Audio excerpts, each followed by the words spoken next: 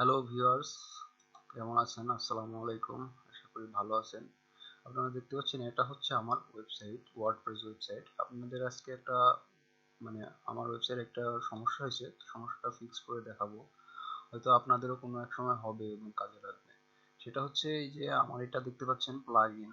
এটা যেমন অ্যাপিয়ারেন্স থেকে কিছু ড্রপ ডাউন আসে, কিন্তু প্লাগইনে যদি hover করা যায় তারপরেও কিন্তু কিছু ড্রপ ডাউন আসে, যে add new plugin, install plugin এবং প্লাগইন এডিট অপশন।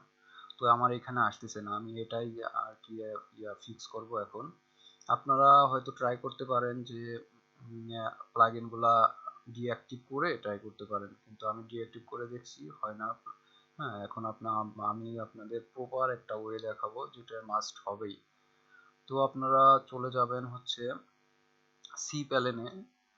সি প্যানেলে যাওয়ার পরে আপনারা ফাইল ম্যানেজারে যাবেন। আগে আমি অবশ্য ফাইল ম্যানেজারে আছি।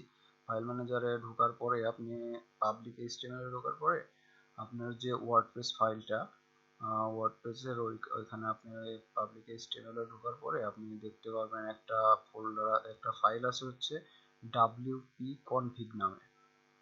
এটা দেখতে পারবেন wp config।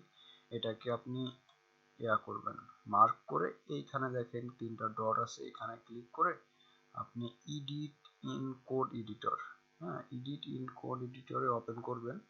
Edit in code এডিটরে ওপেন করলে আপনার কোডগুলা এডিট করার একটা সুযোগ করে দিবে।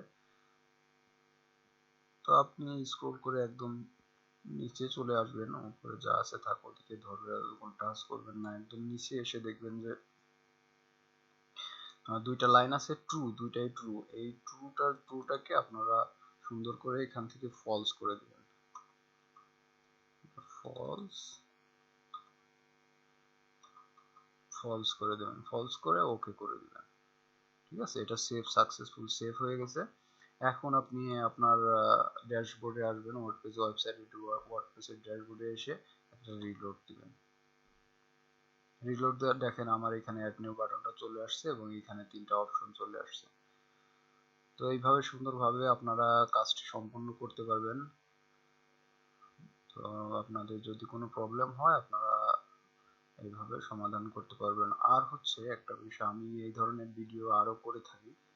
তো যদি ভালো লাগে ভিডিওটা লাইক দিবেন এবং কমেন্ট করে জানাবেন। কোনো সমস্যা হলে আমি আপনাদের জন্য আলাদা ভিডিও করে দিব, এবং সাবস্ক্রাইব করে আমার সাথেই থাকবেন এমন ভিডিও পাওয়ার জন্য।